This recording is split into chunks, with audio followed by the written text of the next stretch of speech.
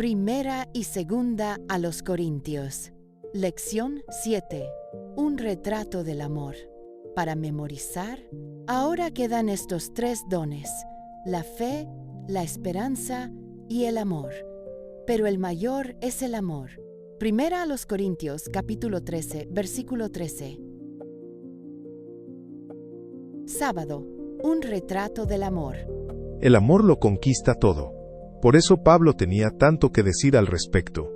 La familia de términos emparentados con el verbo griego agapao, el más común en el Nuevo Testamento para expresar el concepto de amor, aparece más de 135 veces en sus cartas. Esto representa casi la mitad de todas las ocasiones en que dichos términos aparecen en el Nuevo Testamento. Esto debería decirnos algo acerca del tema central de la carta de Pablo a la iglesia de Corinto. Existen muchos pasajes notables acerca del amor en el Nuevo Testamento, como Romanos 8 versículos 35 al 39, Primera a los Corintios 2 versículos 9, capítulo 8 verso 3, Gálatas 2 versículo 20, Colosenses versículo 13, Primera a los Tesalonicenses capítulo 3 versículo 12, etc. Pero ninguno es comparable con Primera a los Corintios 13. La semana pasada vimos que todo carece de valor, incluso los dones espirituales, sin amor. Esta semana profundizaremos en Primera a los Corintios 13, y su maravilloso retrato del amor. Como veremos, el amor no es tanto una emoción como una actitud que debe manifestarse en la vida, en los hechos y en las palabras, pues, de lo contrario, no significa nada. Lo que realmente es y hace el amor, se ha revelado plenamente en la vida de Jesús. Domingo. La esencialidad del amor. La semana pasada abordamos el tema del amor tal y como se describe en Primera a los Corintios 13. Necesitamos explorar las palabras de Pablo aquí con mayor profundidad. Lee Primera a los Corintios 13 y resume lo que dice acerca del amor. Pablo no está diciendo que las lenguas, la profecía, el entendimiento, el conocimiento, la fe y la benevolencia sean inútiles. Solo lo son si no están motivados por el amor.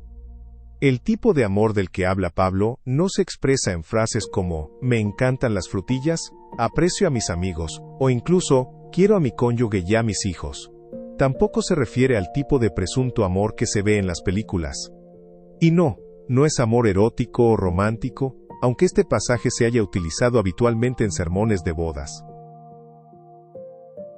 El amor al que Pablo se refiere no puede reducirse al afecto, la caridad, la virtud o la benevolencia. Sin embargo, todos ellos lo representan en mayor o menor medida. Este amor es una gracia especial que nos concede el Espíritu. De hecho, el amor en Primera a los Corintios 13 es la motivación que nos da el Espíritu y que nos lleva a actuar con afecto, caridad, virtud y benevolencia. Es un compromiso total de nuestras acciones, sentimientos y pensamientos a favor de Cristo y de nuestro prójimo. Lee Mateo 24 versículo 12. ¿Qué advertencia hace Jesús aquí? Aquí vemos por qué el agape es tan esencial y necesario.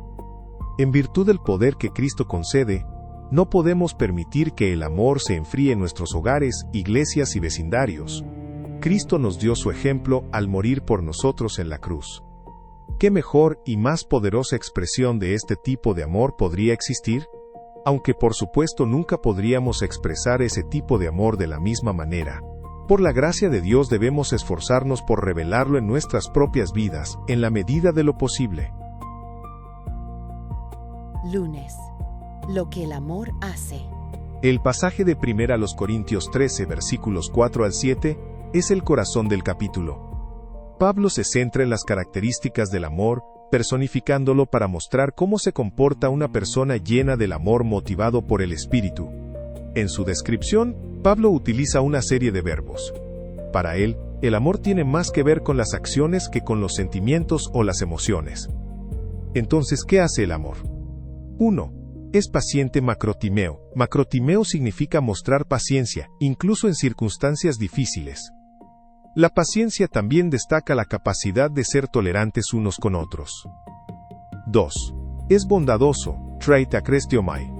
Jotresteomai solo aparece aquí en el Nuevo Testamento, pero otras palabras de la misma raíz son comunes en otros lugares. En la Septuaginta, la versión griega más antigua del Antiguo Testamento, las palabras de esta raíz aparecen con frecuencia en los Salmos para referirse a la bondad de Dios asociada con su misericordia. De allí podemos inferir que Pablo quería decir que nuestro amor para con los demás debe asemejarse a la compasión y la misericordia que Dios nos manifiesta. 3. Se alegra sin Jairo de la verdad. Sin Jairo denota la capacidad de experimentar alegría junto a otra persona. 4. Soporta estego todas las cosas. Los eruditos debaten si estego significa cubrir, es decir, no divulgar algo confidencial, lo que también tiene un sentido de protección, o soportar, en el sentido de resistir. El concepto de resistencia aparece claramente en 1 Corintios 9 versículo 12, lo que lleva a la mayoría de los intérpretes y traductores de la Biblia a considerar la segunda opción como más probable. 5. Todo lo cree, pisteuo. Pisteuo proviene de la misma raíz que el término griego que designa la fe, pistis. En el contexto de 1 Corintios 13, creer todas las cosas significa otorgarse mutuamente el beneficio de la duda. 6. Todo lo espera, el piso. En el Nuevo Testamento, el verbo el piso siempre se refiere a la creencia o expectativa de que algo bueno sucederá. 7. Todo lo soportado, hipomeno. Probablemente, no haya diferencia entre los verbos estego e hipomeno en 1 Corintios 13 versículo 7. Son sinónimos y aquí significan perseverar a pesar de las dificultades. Pablo utiliza hipomeno al final del versículo para evitar la repetición de estego. Al repetir el mismo concepto, aunque con una palabra diferente, el apóstol llama la atención sobre la fe y la esperanza como puntos centrales. En otras palabras, el amor persevera creyendo y esperando. Martes. Lo que el amor no hace. Lee nuevamente 1 Corintios 13 versículos 4 al 7. ¿Por qué Pablo menciona características negativas del amor en lugar de solo positivas? Ayer nos centramos en 7 cosas que hace el amor. Hoy veremos 8 que no hace el amor. 1. No envidia, celú. Celú puede usarse de manera positiva, como en procuren celú los mejores dones, procuren celú los dones espirituales, y procuren celú profetizar. Sin embargo, aquí, como en Hechos 7 verso 9, tiene un sentido negativo. Está bien desear los dones espirituales, pero no envidiar a las personas que los han recibido, pues esto es causa de divisiones. 2.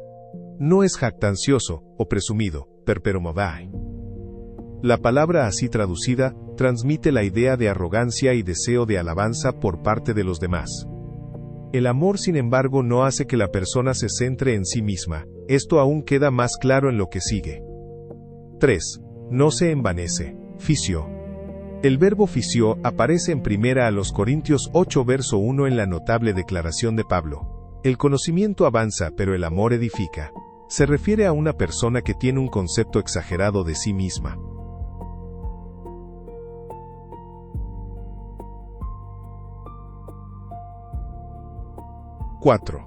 No se comporta de manera grosera. Asgemoneo.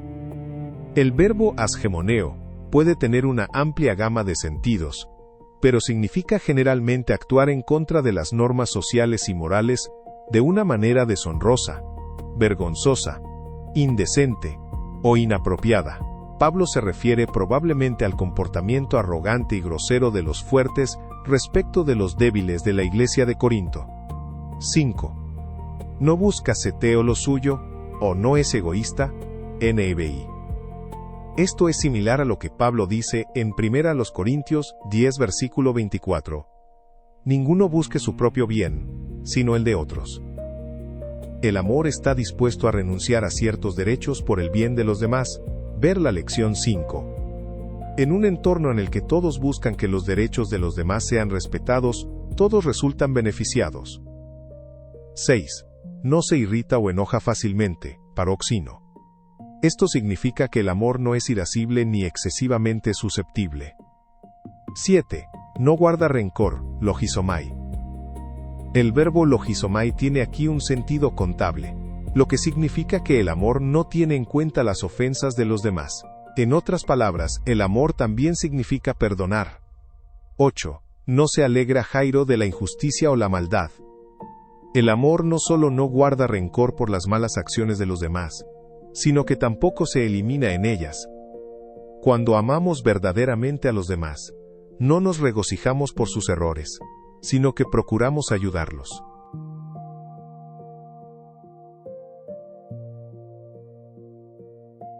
Miércoles, un retrato de Jesús. Al leer primera a los Corintios 13 versículos 4 al 7, podemos sentirnos frustrados de que, en mayor o menor medida, no logramos mostrar todas esas características del amor. Es probable que Pablo tuviera en mente a la persona de Jesús cuando escribió este capítulo. De hecho, solo Cristo reveló perfectamente todos esos rasgos distintivos del amor. Por lo tanto, la descripción que Pablo hace del amor es, en última instancia, un retrato de Jesús. Lee Juan 13 versículo 1, 34, 15 versículos 9, 12, 1 Timoteo 1 versículo 14, 2 Timoteo 1 versículo 7, 13, 1 de Juan 3 versículo 16, 4 versículos 7 al 12 y 19 al 21. ¿Qué enseñan estos pasajes acerca del amor? Dios es amor. Él nos ama tanto que dio a su Hijo único para nuestra salvación. Jesús es la expresión plena de ese amor. Si deseamos saber cómo se expresa el amor, debemos observar detenidamente a Jesús. Si prestamos cuidadosa atención a la descripción que el Nuevo Testamento hace de él, notaremos que posee todas las características positivas del amor mencionadas en 1 Corintios 13. Jesús es paciente. Dios fue misericordioso conmigo, a fin de que en mí, el peor de los pecadores, pudiera Cristo Jesús mostrar su paciencia infinita. Macrotimia. Jesús es bondadoso. La Biblia dice que el Señor es bueno, Moon. La palabra Señor, en este pasaje se refiere a Jesús. El término bondadoso o bueno es traducción de la palabra griega chrestos, que proviene de la misma raíz que el verbo chresteomai, mostrar bondad, en 1 Corintios 13 versículo 4. Jesús se regocija en la verdad. Él experimentó alegría al hacer la voluntad del Padre y disfrutar de su amor. Jesús soportó todas las cosas. Hebreos 12 versículos 2 y 3 dice que Jesús soportó la cruz, y soportó tal hostilidad de los pecadores contra sí mismo. Nadie ha soportado tanto como Jesús. Lo hizo en vista del gozo que le esperaba. Jesús lo cree todo. Cuando Ananías cuestionó la autenticidad de la conversión de Pablo, Jesús respondió: «Este hombre es un elegido instrumento por mí». Jesús ve a las personas no como son, sino como llegarán a ser en virtud del poder divino.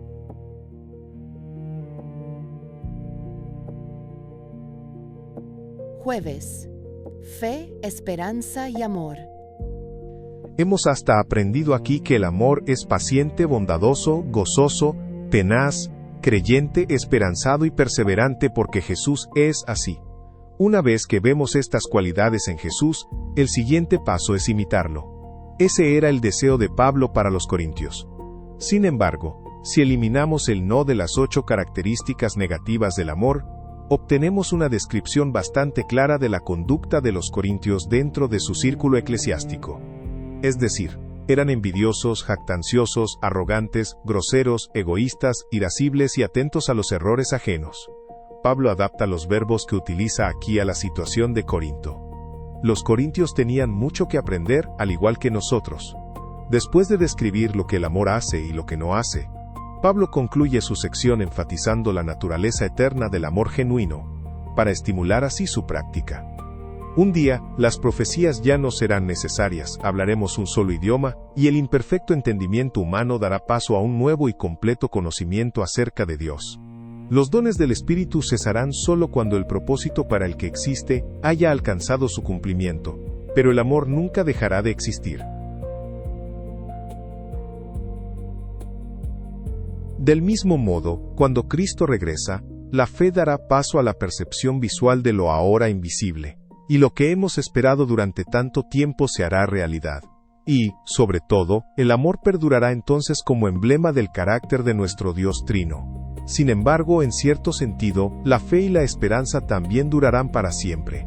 La fe como experiencia de la salvación, y la esperanza como deseo y expectativa de nuevos deleites y conocimientos en la nueva tierra, marcarán para siempre la experiencia de los redimidos. Pero el amor de Dios prevalecerá eternamente. Muy pronto veremos a nuestro Señor cara a cara. Hasta que ese día llegue, nuestras vidas deben estar definidas por estas tres virtudes: fe, esperanza y amor. Esta tríada es representativa de la plenitud de la vida cristiana por medio del Espíritu, razón por la cual era mencionada a menudo entre los cristianos. Sin embargo, el amor es la mayor de todas, ya que es la única virtud utilizada para describir la naturaleza misma de Dios.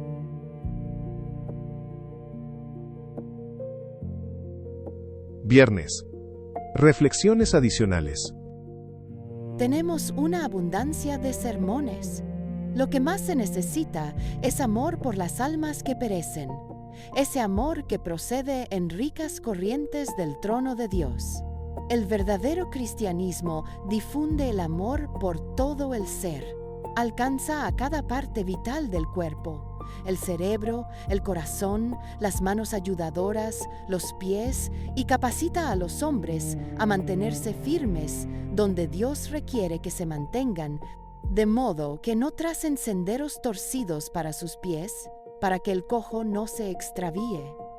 El amor ardiente y abnegado de Cristo por las almas que perecen constituye la vida misma de todo el sistema de la cristiandad.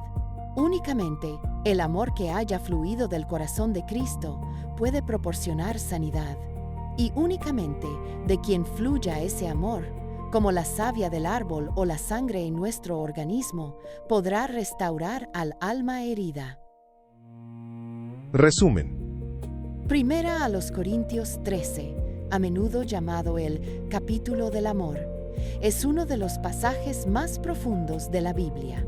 Pablo coloca el amor en el centro de la vida cristiana, demostrando que es superior a los dones espirituales, el conocimiento e incluso la fe. Próxima lección: el poder de la resurrección de Cristo.